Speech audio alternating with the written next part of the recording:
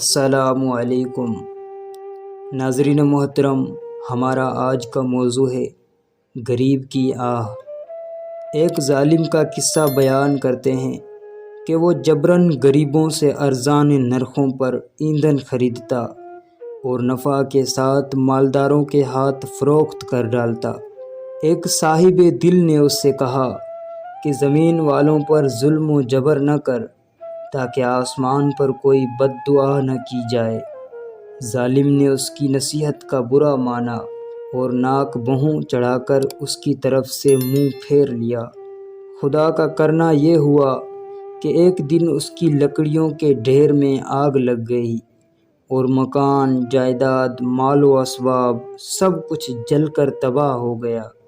اتفاقاً وہی صاحب دل وہاں سے گزرا۔ اس وقت وہ ظالم اپنے دوستوں سے کہہ رہا تھا کہ نہ جانے یہ آگ کہاں سے آئی۔ صاحب دل نے کہا، غریبوں کے دل کے دھوئیں سے۔ عزیز و دوستو، معلوم ہوا کہ غریبوں کی آہ بہت اثر رکھتی ہے اور مال کی وجہ سے کسی مظلوم پر جبر نہ کرنا چاہیے بلکہ عفو و درگزر کرنا چاہیے۔ اللہ تعالیٰ سے دعا ہے کہ ہمیں عدل کی توفیق عطا فرمائے اور ہمیں ظالموں کے شر سے محفوظ فرمائے۔